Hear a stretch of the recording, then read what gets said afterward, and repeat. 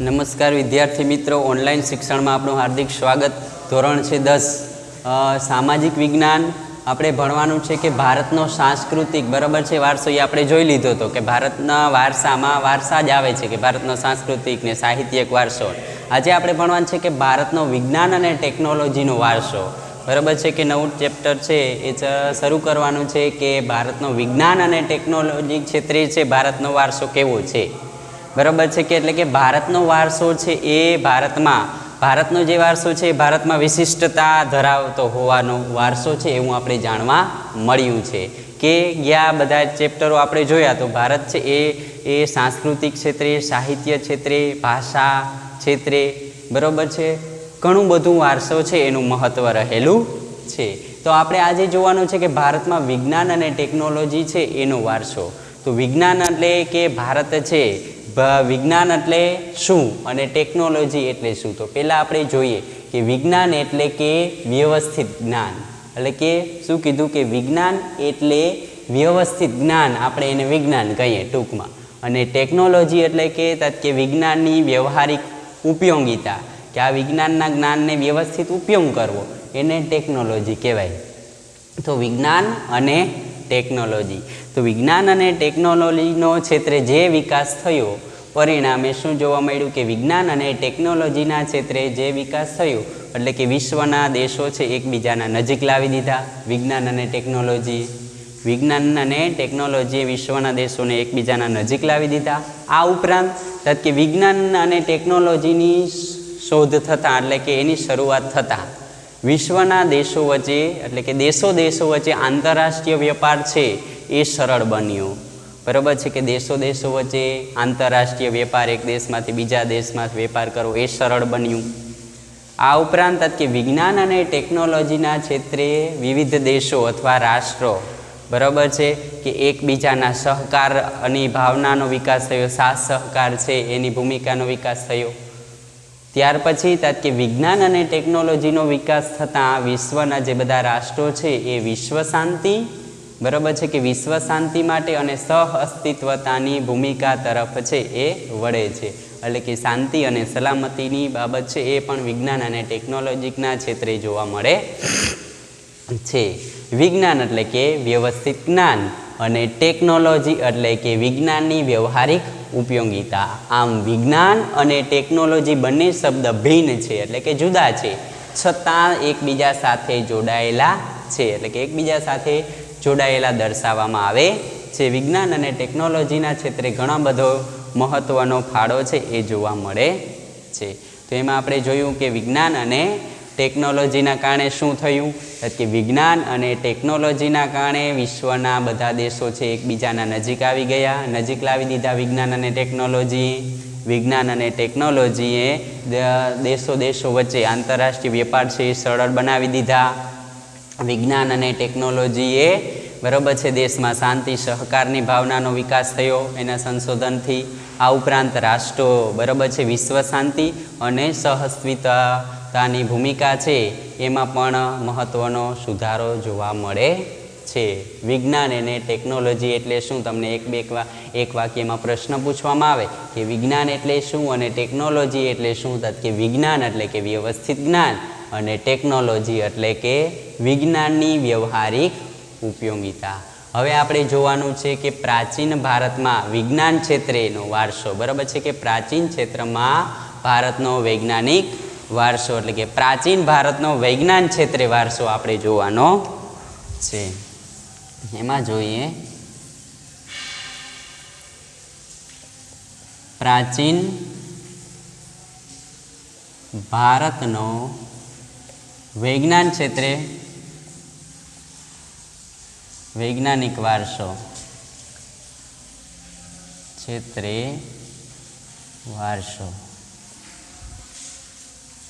પ્રાચીન ભારતનો વૈજ્ઞાનિક ક્ષેત્રે વારસો જોઈએ તો કે પ્રાચીન ભારતમાં મહાન ઋષિઓએ વિજ્ઞાન ક્ષેત્રે અમૂલ્ય વારસો છે આપ્યો છે, કે આપણા પ્રાચીન ભારતના જે મહાન ઋષિમુનિઓ છે એને વૈજ્ઞાનિક ક્ષેત્રે ઘણું બધું વિશ્વને વારસાનો મહત્ત્વનો ફાળો છે એ આપ્યો છે।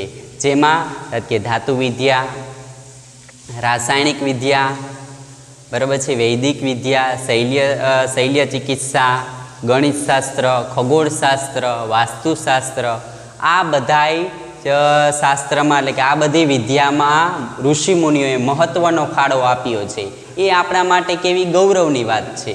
આ સાથે ભારતે આ ઉપરાંત નહીં પણ આ ઉપરાંત ભારતે સાહિત્ય, કલા, શિક્ષણ, ધર્મ, તત્વચિંતક જેવી બાબતોમાં જ નહીં પરંતુ વિજ્ઞાન અને ટેકનોલોજી ક્ષેત્રે પણ મહત્ત્વનો છે એ ફાળો છે એ આપ્યો છે. કે વિજ્ઞાન અને ટેકનોલોજી ક્ષેત્રે પણ મહત્ત્વનો ફાળો આપ્યો. આ સેના ઉપરથી જાણવા મળ્યું કે આ અર્વાચીન યુગના જે ઇતિહાસ, અર્વાચીન યુગના ઇતિહાસના સંશોધનના આધારે આપણે કહી શકીએ કે ભારત છે એ સાહિત્ય, કલા, શિક્ષણ એ ક્ષેત્રે જ નહીં પરંતુ વિજ્ઞાન અને ટેકનોલોજી ક્ષેત્રે પણ મહત્ત્વનો છે એ ફાળો આપ્યો છે. એ અર્વાચીન યુગના ઇતિહાસના સંશોધન પરથી આપણે કહી શકીએ છીએ. આ ઉપરાંત આપણો ભારત દેશ છે એ ભારત આધ્યાત્મિક દૃષ્ટિકોણ એટલે કે આધ્યાત્મિક વિચાર અને વૈજ્ઞાનિક દ્રષ્ટિબિંદુ ક્ષેત્રે પણ આગળ ધરાવતો દેશ રહેલો છે કે એમાં પણ આગળ પડતો છે સ્થાન ધરાવે છે. અને વિજ્ઞાન અને ટેકનોલોજીમાં જે આ ભારતમાં આધ્યાત્મિક અને દ્રષ્ટિકોણની બાબતમાં મહત્ત્વનો સ્થાન છે એ ભારત છે એ ધરાવે છે.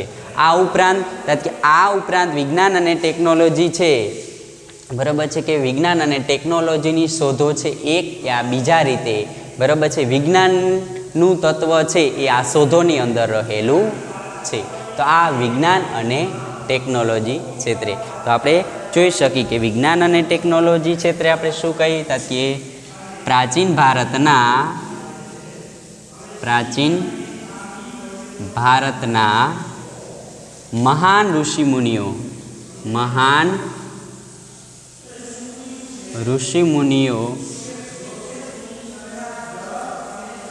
ઋષિમુનિઓ વિશ્વને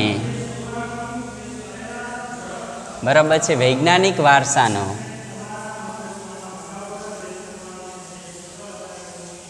વારસો ભારતમાં જે પ્રાચીન ઋષિમુનિઓ છે એ વૈજ્ઞાનિક વારસો છે એ વિશ્વને આપ્યો હતો કે વિશ્વને વૈજ્ઞાનિક વારસો આપ્યો હતો એટલે કે વિશ્વને વૈજ્ઞાનિક વારસો આપવાની ભેટ ઋષિમુનિઓએ આપી. તેમાં કઈ કઈ વિદ્યા કે તેમાં ધાતુ વિદ્યા, પછી રસાયણ વિદ્યા, વૈદિક વિદ્યા,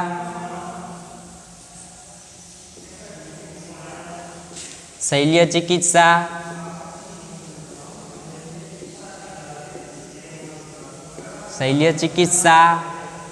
ગણિતશાસ્ત્ર,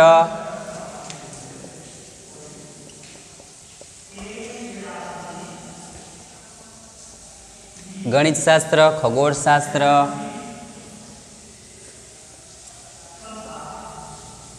વ્યાકરણશાસ્ત્ર,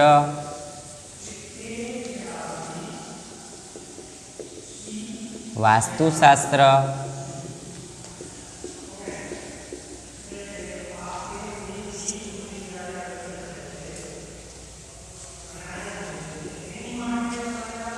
બરાબર છે કે ગણિતશાસ્ત્ર, ખગોળશાસ્ત્ર, વ્યાકરણશાસ્ત્ર, વાસ્તુશાસ્ત્ર વગેરેમાં મહાન ઋષિઓનો ફાળો છે મહત્ત્વનો રહેલો છે.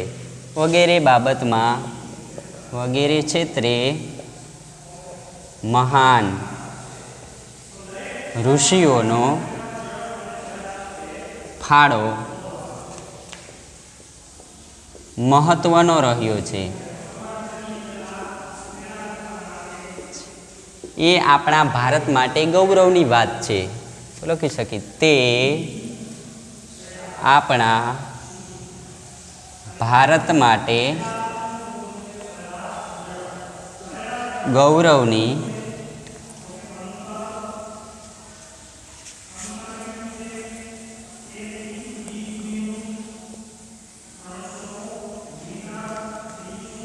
વાત છે કે આપણા પ્રાચીન ભારતમાં જે પ્રાચીન ભારતનો વૈજ્ઞાનિક ક્ષેત્રનો વારસો જોઈએ તો પ્રાચીન ભારતમાં મહાન ઋષિમુનિઓ છે એ વિશ્વને વૈશ્વિક આ વિશ્વને વારસાની ભેટ આપી, જેમાં કે વિદ્યાનો સમાવેશ થયો. તો આ પાઠમાં આપણે આ વિદ્યા વિશેનો જ અભ્યાસ કરવાનો છે, બરાબર છે. તો જેમાં આ બધા ઋષિમુનિઓએ વિશ્વને ભેટ આપી, એમાં કયા હતા કે ધાતુ વિદ્યા, રસાયણ વિદ્યા, વૈદિક વિદ્યા, શલ્ય ચિકિત્સા, ગણિતશાસ્ત્ર, ખગોળશાસ્ત્ર, વ્યાકરણશાસ્ત્ર, વાસ્તુશાસ્ત્ર વગેરે ક્ષેત્રે મહાન ઋષિઓનો ફાળો છે એ મહત્ત્વનો છે. એટલે કે આ બધી વિદ્યાના કારણે આપણા ભારત માટે ગૌરવની વાત છે એ ગણી શકાય છે. આ ઉપરાંત આપણા ભારતીય વારસાની અંદર જે સાહિત્ય, શૈક્ષણિક, ધર્મ, જ્ઞાન, કલા, તત્વચિંતક ક્ષેત્રે જ નહીં પરંતુ વિજ્ઞાન અને ટેકનોલોજી ક્ષેત્રે પણ મહત્ત્વનું સ્થાન છે એ ધરાવતો દેશ આપણો ભારત છે. એ આપણે અર્વાચીન યુગના ઇતિહાસના સંશોધનના આધારે કહી શકીએ છીએ. અને ભારત છે એ આધ્યાત્મિક વિચારધારાની દ્રષ્ટિએ અને ધાર્મિક વૈજ્ઞાનિક દ્રષ્ટિબિંદુ ધરાવતો દેશ છે, બરાબર છે. અને આધ્યાત્મિક વિચારધારા અને વૈજ્ઞાનિક દ્રષ્ટિ ધરાવતો દેશ છે. અને મોટા ભાગના વૈજ્ઞાનિક અને ટેકનોલોજીની શોધ વિજ્ઞાન એક યા બીજી રીતે વિજ્ઞાનનું તત્વ છે એ એમાં શોધાઈ રહેલું છે. કે કોઈ પણ સંશોધનો થાય તો એમાં વિજ્ઞાન અને ટેકનોલોજીનો ક્ષેત્ર છે એનું તત્વ છે, સાર તત્વ રહેલું છે. તો આ પ્રાચીન ભારતનો વૈજ્ઞાનિક ક્ષેત્રેનો વારસો આપણે જોયું કે મહાન ઋષિઓ મુનિઓ છે એને આ બધી વિદ્યાઓ છે એ ભારતને આપેલી છે. આ પાઠની અંદર આપણે આ બધી વિદ્યાઓ વિશેનો અભ્યાસ છે એ કરવાનો છે. તો એમાં પહેલી વિદ્યા કઈ હતા કે ધાતુ વિદ્યા. તો તેનો હવે આપણે અભ્યાસ કરીએ કે ધાતુ વિદ્યા એટલે શું.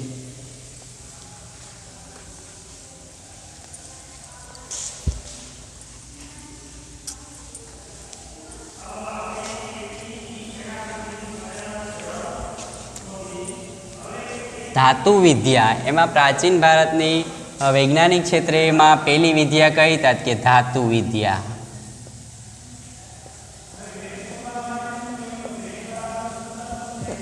ધાતુ વિદ્યા આપણે જોઈએ કે પેવા આ સિંધુ ખીણની સંસ્કૃતિમાં આપણે જોઈ ગયા કે ધાતુના જે લોકો છે ધાતુમાંથી વિવિધ ઓજારો બનાવતા હતા, કરવતો, દાંતરડા, ખુરપીઓ, બરાબર છે, ધાતુમાંથી વિવિધ ઓજારો બનાવતા હતા.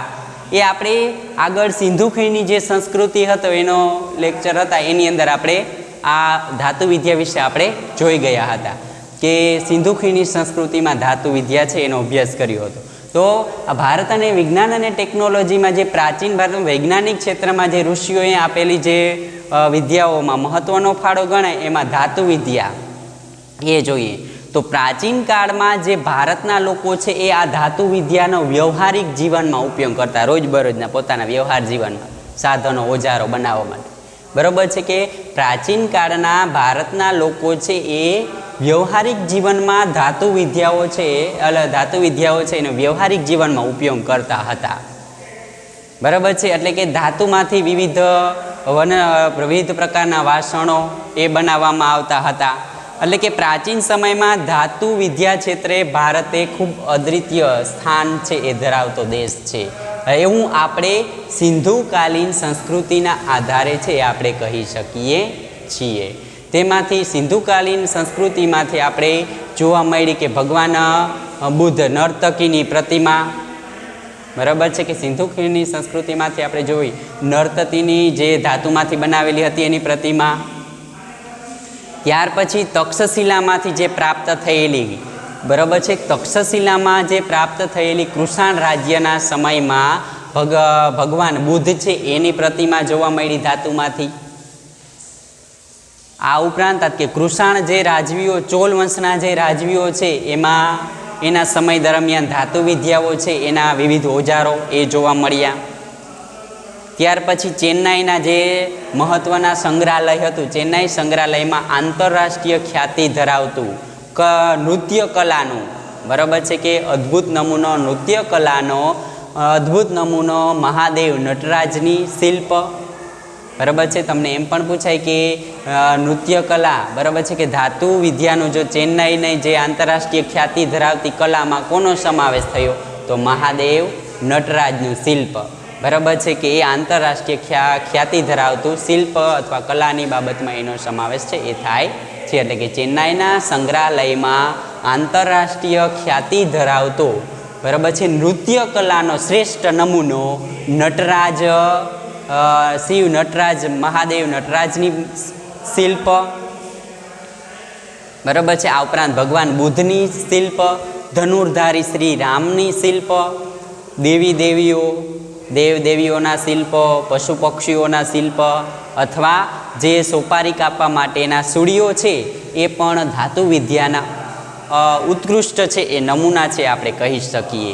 અને આ ધાતુ વિદ્યા છે એની શરૂઆત છે ભારતમાં 10મી થી 11મી સદીમાં આ ધાતુ વિદ્યાઓ છે એનો વિકાસ છે એ પામ્યો હતો. એટલે કે એની શરૂઆત છે એ થઈ હોવાની માન્યતા જોવા મળે છે. તો આ હતી આપણી ધાતુ વિદ્યા. હજી એકવાર રિપીટ કરાવી દઉં. ધાતુ વિદ્યા એટલે કે ધાતુ વિદ્યા એ પ્રાચીન ભારતના લોકો છે એ પોતાના જીવનમાં, વ્યવહારિક જીવનમાં ધાતુ વિદ્યાનો ઉપયોગ કરતા હતા. ધાતુ વિદ્યા ક્ષેત્રે ભારત છે અદ્વિતીય ગણાતો દેશ ગણવામાં આવતો હતો, જે સિંધુકાલીન સંસ્કૃતિના આધારે આપણે કહી શકીએ છીએ. એના ઉદાહરણો સિંધુકાલીન સંસ્કૃતિના ઉદાહરણોમાં જોઈએ તો આપણે નર્તકીની પ્રતિમા બરાબર છે, પછી કે ભગવાન બુદ્ધની પ્રતિમા, જે તક્ષશિલામાંથી જે મળી આવેલા ભગવાન બુદ્ધ છે એની પ્રતિમા. આ ઉપરાંત ચેન્નાઈના સંગ્રહાલયમાં આંતરરાષ્ટ્રીય ખ્યાતિ ધરાવતા નૃત્ય કલાનો શ્રેષ્ઠ નમૂનો મહાદેવ નટરાજનું શિલ્પ, ધનુર્ધારી શ્રી રામનું શિલ્પ, દેવોના શિલ્પ, પશુ પક્ષીઓના શિલ્પ, સોપારી કાપવા માટેના સૂળીઓ, આ વગેરે ધાતુ વિદ્યાના ઉત્તમ નમૂના છે આપણે ગણી શકાય.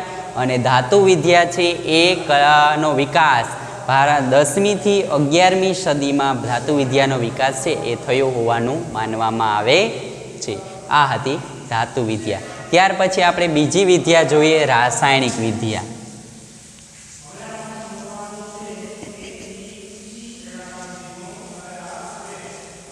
રસાયણ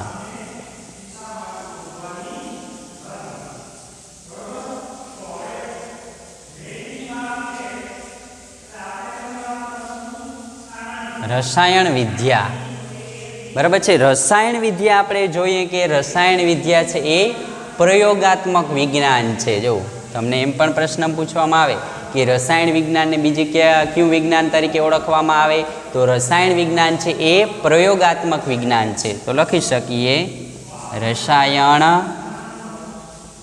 વિજ્ઞાનને પ્રયોગાત્મક વિજ્ઞાન કહે છે.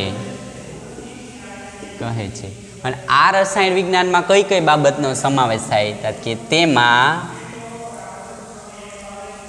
બરાબર છે કે તેમાં છોડ,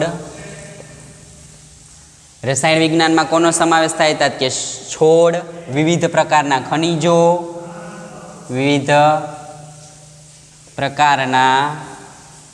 ખનિજો, કૃષિ માટેના બીજ એટલે કે કૃષિમાં વાવવા જમીનમાં વાવતા બીજ આવતા. આ ઉપરાંત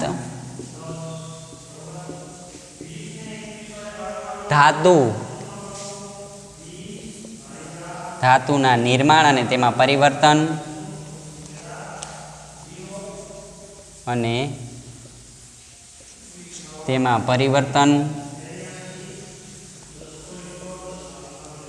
ધાતુના નિર્માણ અને તેના પરિવર્તનનો અભ્યાસ તથા જે રસાયણ ઔષધિઓનું નિર્માણ ઉપયોગિતા કે રસાયણ તથા રાસાયણિક ઔષધિ વનસ્પતિનું નિર્માણ.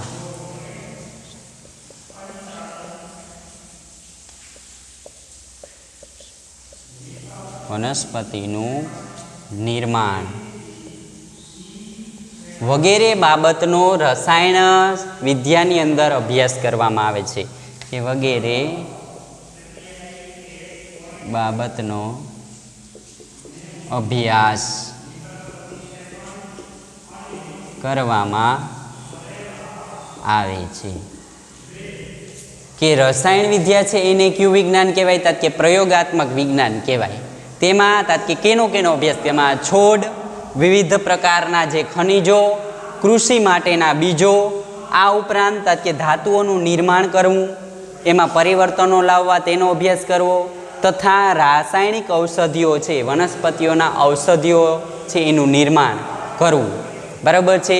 આ બાબતનો સમાવેશ છે એ કરવામાં આવે છે. અને આ રાસાયણિક બાબતમાં છે કે રાસાયણિકમાં વિજ્ઞાનના જે આચાર્ય છે કોને ગણવામાં આવે? એવો પણ પ્રશ્ન પૂછવામાં આવે કે ભારતમાં રસાયણશાસ્ત્રના છે, બરાબર છે, કે રસાયણશાસ્ત્રના આચાર્ય તરીકે કોને ગણવામાં આવે છે? તો ભારતમાં જે રસાયણશાસ્ત્રના આચાર્ય નાલંદા વિદ્યાપીઠના બૌદ્ધ આચાર્ય નાગાર્જુન, નાલંદા વિદ્યાપીઠના જે બૌદ્ધ આચાર્ય નાગાર્જુન હતા એને રસાયણશાસ્ત્રના પિતા અથવા આચાર્ય તરીકે ગણવામાં આવે છે. અને આ રસાયણ નાગાર્જુન શાસ્ત્રએ 2 ગ્રંથો લખ્યા હતા. એક હતા મુખ્ય એટલે કે રસકેન્દ્ર રસ રત્નાકર, અને બીજું આરોગ્ય મંજરી. એવા 2 ગ્રંથો છે એ લખ્યા હતા. તો આપણે ત્યાર પછી જોઈ શકીએ કે રસાયણશાસ્ત્ર છે એના આચાર્ય કોને ગણવામાં આવતા હતા એ જોઈએ.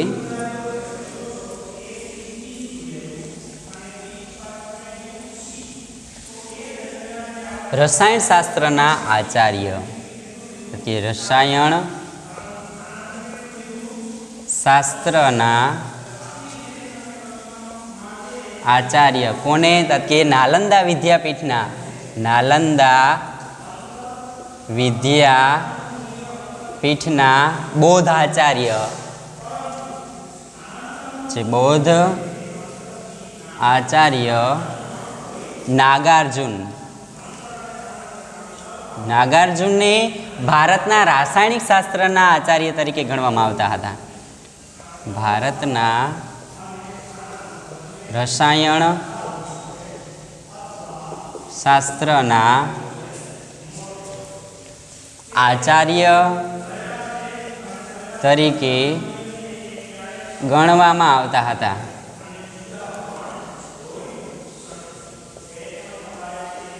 તેને 2 ગ્રંથો લખ્યા હતા. તેના 2 ગ્રંથો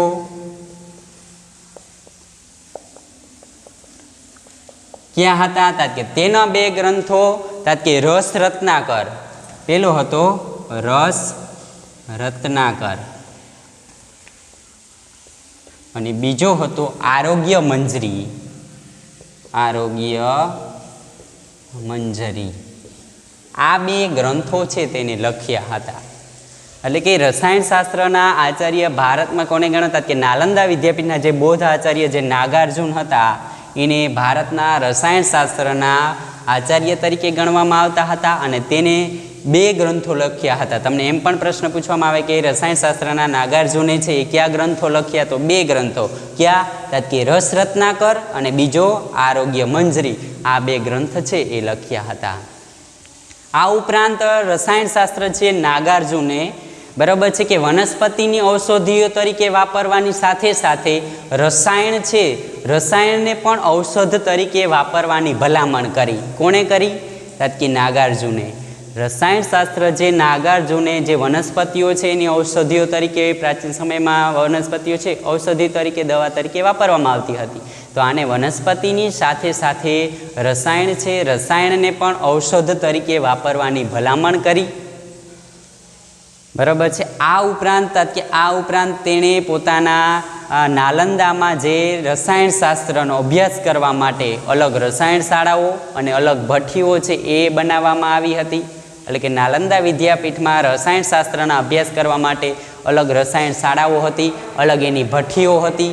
અને આ રસાયણશાસ્ત્રમાં કેનો સમાવેશ થાય? કે આ રસાયણશાસ્ત્રમાં જે મુખ્ય રસ, ઉપરસ, 10 પ્રકારના વિષની દવાઓ, એટલે કે 10 પ્રકારના વિષ, આ ઉપરાંત ક્ષારો અને ધાતુઓ છે, બરાબર છે, એનું વિસર્જન, એટલે કે ધાતુઓનું છે એનું વિસર્જન કરી અને એમાંથી ઔષધિઓ છે બનાવી, એ બાબતનો સમાવેશ કરવામાં આવતો હતો. અને રસાયણશાસ્ત્રમાં નાગાર્જુને જે પારો, પ્રવાહી વિજ્ઞાનમાં જે પારો આવે પ્રવાહી, આ પારાને ભસ્મ કરી અને એને ઔષધ તરીકે વાપરવાનું સૌ પ્રથમ નાગાર્જુને નક્કી કર્યું એવું છે એ જોવા મળે છે, એવું જાણવા મળે છે કે પારો છે એને ભસ્મ કરે છે અને એમાંથી રાસાયણિક ઔષધો તરીકે વાપરવાનું સૌ પ્રથમ નાગાર્જુને કહ્યું હોય એવો ઉલ્લેખ છે એ જોવા મળે છે. અને તેમાં રસાયણશાસ્ત્રમાં મુખ્ય રસ, ઉપરસ અથવા 10 પ્રકારના વિષો તથા ક્ષારો અને ધાતુઓ છે એને પીગાળી અને રસાયણશાસ્ત્ર છે બરાબર છે ઔષધિઓ બનાવવામાં આવતી હતી. આ ઉપરાંત રસાયણ વિદ્યા છે એના જો ઉત્કૃષ્ટ આપણે નમૂના જોઈએ, નમૂના એટલે કે એના ઉદાહરણો જોઈએ, રસાયણ વિદ્યાના ઉત્કૃષ્ટ નમૂના જોઈએ તો ભગવાન બુદ્ધની દ્રષ્ટિમાન પ્રતિમા જોવા મળે. દાખલા તરીકે બિહારમાં બરાબર છે 7.1/2 ફૂટ ઊંચી અને 1 ટન વજન ધરાવતી ભગવાન બુદ્ધની પ્રતિમા છે બરાબર છે એ બિહારમાં જોવા મળી. બરાબર છે કે રસાયણ વિદ્યા છે એનો જો ઉત્કૃષ્ટ આપણે નમૂના જોઈએ બરાબર છે કે રસાયણ વિદ્યાના ઉત્કૃષ્ટ નમૂના જોઈએ તો ભગવાન બુદ્ધની 7.1/2 ફૂટ ઊંચી મૂર્તિ અને 1 ટન વજન ધરાવતી બરાબર છે આ મૂર્તિ છે એ બિહારમાં જોવા મળે છે. આ ઉપરાંત 18 ફૂટ ઊંચી નાલંદામાં ભગવાન બુદ્ધ છે એની પ્રતિમા મૂર્તિ છે એ જોવા મળે છે. તથા આ ઉપરાંત હજી એક બીજું રાસાયણિક ક્ષેત્રનો ઉત્તમ નમૂનો છે ગણી શકીએ કે સમુદ્રગુપ્ત છે બરાબર, સમ્રાટ સમુદ્રગુપ્તે દિલ્હીમાં બનાવેલો વિજય સ્તંભ, દિલ્હીમાં આવેલો વિજય સ્તંભ છે એ કેટલો છે બરાબર છે ઊંચાઈ તાત કે 7 ટન વજન ધરાવે અને 24 ફૂટ ઊંચો છે. દિલ્હીમાં જે સમ્રાટ સમુદ્રગુપ્તે વિજય સ્તંભ દિલ્હીમાં બનાવેલો હતો આ વિજય સ્તંભ છે એનું વજન છે 7 ટન વજન છે, 24 ફૂટ ઊંચો વિજય સ્તંભ છે એ દિલ્હીમાં સમ્રાટ અશોકોએ સમ્રાટ સમુદ્રગુપ્તે બંધાવેલો હતો. અને આ વિજય સ્તંભને અત્યાર સુધી વરસાદ, ટાઢ કે તડકાની લાંબો સમય થઈ ગયો હોવા છતાં એમાં કાટ લાગતો નથી. એ બરાબર છે કે રસાયણશાસ્ત્રનું ઉત્તમ દ્રષ્ટાંત છે એ ગણી શકીએ. તો આ આટલા બધા ઉદાહરણો છે એ પ્રાચીન ભારતના રસાયણ વિદ્યાના ઉત્તમ નમૂના છે એ આપણે ગણી શકીએ કે ભગવાન બુદ્ધની બિહારમાં 7.1/2 ફૂટ ઊંચી અને 1 ટન વજન ધરાવતી ભગવાન બુદ્ધની પ્રતિમા જોવા મળી. નાલંદામાં 18 ફૂટ બરાબર છે ભગવાન બુદ્ધની પ્રતિમા જોવા મળી. આ ઉપરાંત દિલ્હીમાં સમ્રાટ સમુદ્રગુપ્તે દિલ્હીમાં જે સ્તંભ વિજય સ્તંભ છે ઊભો કર્યો તે 24 ફૂટ ઊંચો અને 7 ફૂટ વજન ધરાવતો હોવાથી એને અત્યાર સુધી ટાઢ, તડકો કે વરસાદની કોઈ અસર થઈ નથી ને લાંબા સમય સુધી એની અસર થતી નથી અને એને કાટ પણ લાગેલો નથી. આ રસાયણશાસ્ત્રનો ઉત્તમ નમૂના છે એ ગણવામાં આવે છે. તો ભારતમાં આજે આપણે આ લેક્ચરની અંદર જોયું કે ભારતમાં વિજ્ઞાન અને ટેકનોલોજી ક્ષેત્રે થયેલો વારસો, એમાં આપણે વિજ્ઞાનનો અર્થ જોયો, ટેકનોલોજીનો અર્થ જોયો, પ્રાચીન ભારતમાં વૈજ્ઞાનિક ક્ષેત્રનો વારસો જોયો. એમાં પ્રાચીન ભારતમાં જે ઋષિમુનિઓ છે એમાં એને ધાતુ વિદ્યા, રસાયણ વિદ્યા, વૈદિક વિદ્યા, ગણિતશાસ્ત્ર, ખગોળશાસ્ત્ર, શૈલ્ય ચિકિત્સા, વાસ્તુશાસ્ત્ર આ બધાય વિદ્યાઓનો ભારતને અમૂલ્ય વારસો ભેટમાં આપ્યો છે. અને તેમાંથી આપણે આજે 2 વિદ્યાનો અભ્યાસ કર્યો. એમાં કઈ તાત કે ધાતુ વિદ્યા અને બીજી કઈ તાત કે રાસાયણ વિદ્યા. આ 2 વિદ્યાનો આપણે આ લેક્ચરની અંદર અભ્યાસ કર્યો. હવે પછીની અંદરના લેક્ચરની અંદર આપણે બીજી વિદ્યાઓ જે શૈલ્ય ચિકિત્સા, વૈદિક શાસ્ત્ર એટલે કે વૈદિક વિદ્યા, ગણિતશાસ્ત્ર, ખગોળશાસ્ત્ર, વાસ્તુશાસ્ત્ર એ પછીના લેક્ચરની અંદર આપણે અભ્યાસ કરીશું. આજે આપણે એટલું રાખીએ. અસ્તુ.